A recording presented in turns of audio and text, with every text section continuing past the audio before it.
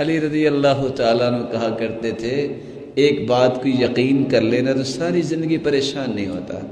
لوگوں نے کہا یہ کیا، عمر نے تو 2 باتیں کہیں، آپ نے ایک بات کہہ دی۔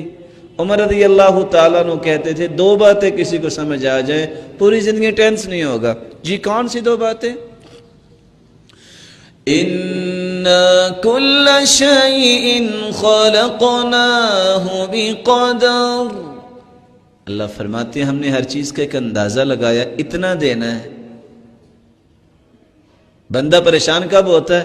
نہیں اللہ تو نے جو اندازہ لگایا نا وہ ٹھیک نہیں لگتا، نعوذ باللہ، مجھے کچھ زیادہ دے، زیادہ مل جائے گا۔ میں اپنی خواہش کا اپنے رب کو پابند کر سکتا ہوں؟ یہ کیسی دانش بندی ہے؟ جو لکھا ہے وہ ملنا ہے، اور اللہ نے تو ہمارے آنے سے پہلے بھیج دیا۔ یأمر ب40، 4 مہینے کا بچہ ہوتا ہے، والدین تو بھی سوچتے ہیں کہ بستر کیسا ہوگا، فیڈر کیسا ہوگا کل کو۔ اللہ تعالیٰ فرشتے کو کہہ دیتے ہیں اس کا رزق لکھ دو، یہ بھی دنیا میں نہیں آیا، اس کے رزق کی پلاننگ مکمل ہو چکی ہوتی ہے۔ قد جعل اللہ لکل شیء قدرا، اللہ نے ایک وقت مقرر کیا ہے، اس وقت دوں گا۔ بندہ کہتا نہیں اللہ پہلے دے، مل جائے گا، پریشانی کا اس وقت۔ اور علی رضی اللہ تعالیٰ عنہ کہا کرتے تھے پریشانی سے بچنا ہے تو آسان حل ہے، زندگی کو ضرورت سمجھ کے گزارو، خواہش سمجھ کے نہ گزارو، کیونکہ ضرورت ہر روز اللہ فقیر کی بھی پوری کر دیتے ہیں، خواہشیں تو بادشاہوں کی بھی پوری نہیں ہوتی۔ کوئی بندہ اگر ضرورت سمجھتا ہے سوال ہی پیدا نہیں ہوتا اس کو پریشانی ہو، جب وہ کہتا ہے نا میری یہ اور یہ اور یہ اور یہ خواہش بھی پوری ہو، میرا سٹیٹس یہ ہونا چاہیے، میرا امیج یہ ہونا چاہیے، اور پتہ نہیں کیا کیا لفظ استعمال کیے جاتے ہیں، خواہشیں بادشاہوں کی بھی پوری نہیں ہوتی۔ چوتھا علاج الاستغفار والتوبہ، انسان استغفار کثرت سے کرے، اللہ فتنوں سے بچاتا ہے، ہر قسم کا فتنہ، فقر کا فتنہ بھی اللہ ختم کر دیتا ہے۔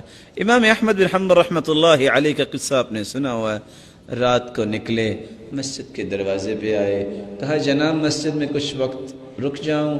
مسجد والے بھی بہت بڑے مینجمنٹ تھی جس کو آج کہتے ہیں نا لفظ، کہا نہیں یہاں سونے کی اجازت نہیں ہے، لکھا ہوتا ہے نا مسجدوں میں خبردار یہاں کوئی رکے، لکھا ہوتا ہے خبردار کو یہاں کوئی بات کرے۔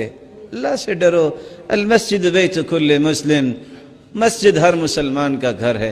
یہ کہو کہ لغویات سے پرہیز کرو، نیکی کی بات تو کر ہی سکتا ہے نا، کوئی بیچارہ سفر میں ہے تو رک ہی سکتا ہے نا۔ کہا نہیں یہاں جگہ نہیں۔ کہا چلو مجھے یہاں بیٹھنے کی تو اجازت ہے نا فٹ پاتھ پہ۔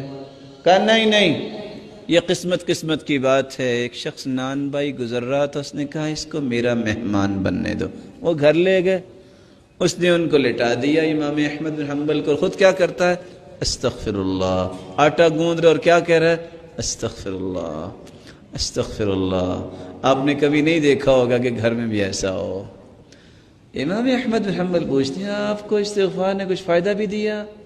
کہتے ہیں یہ فقیر آدمی تھا، جب سے استغفار کیا ہے اللہ نے خوشیوں سے بھر دیا ہے، اور جب سے استغفار کر رہا ہوں جو دعا مانگتا ہوں اللہ پوری کر دیتے ہیں۔ چند دنوں سے ایک خواہش ہے وہ پوری نہیں ہوئی، باقی ساری پوری ہو گئی۔ کہا وہ کون سی جو بھی رہ گئی پوری نہیں ہوئی؟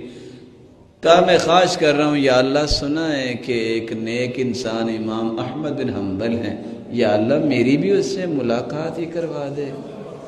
کہا وہ تو میں ہوں، وَقَدْ جُرِرْتُ إِلَيْكَ جَرًّا، میں آج گھر سے نکلا ایسے محسوس یہ ہو رہا تھا کہ فرشتہ تیرے ساتھ ملاقات کے لیے مجھے لے کے آیا ہے، بغیر پلاننگ کے۔ استغفار انسان کو مضبوط کرتا ہے۔ ہم سمجھتے ہیں کسی کو کہنے استغفار کریں، کہتے سارے گناہ میں نے کیے ہیں۔ میرے بھائی سرتاج رسول جن کا کوئی گناہ ہی نہیں، اور اس جیسی مبارک ہستی تو اللہ نے پیدا ہی نہیں کی، نہ قیامت تک پیدا ہوگی۔ وہ فرماتے ہیں انی استغفر اللہ فی اليوم 100 مرہ، میں روزانہ 100 مرتبہ استغفار کرتا ہوں۔ میں اور آپ کون ہیں؟ آئیے اپنی اصلاح کے لیے، اپنی آخرت بہتر کرنے کے لیے ہمارے قاری صہیب صاحب کے نیو بیانات سننے کے لیے ہمارے اس چینل کو سبسکرائب کریں، ویڈیو کو لائک کریں۔ اس طرح کی ویڈیو آپ کو لیٹسٹ فوری طور پر آپ کو نوٹیفیکیشن ملتا رہے گا۔ قاری صاحب کے ایسے نیو بیان جو ہے زندگی بدل دینے والے ہیں۔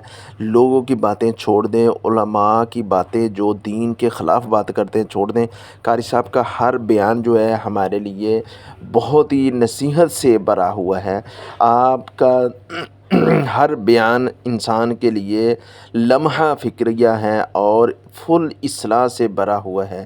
ایسا طریقہ کسی عالم دین کا آج تک نہیں دیکھا جو قاری صہیب صاحب اتنے اچھے طریقے کے ساتھ لوگوں کو سمجھاتے ہیں۔ ان کے اصلاحی بیان سننے کے لیے ہمارے اس چینل کو ضرور سبسکرائب کریں۔ السلام علیکم ورحمۃ اللہ وبرکاتہ۔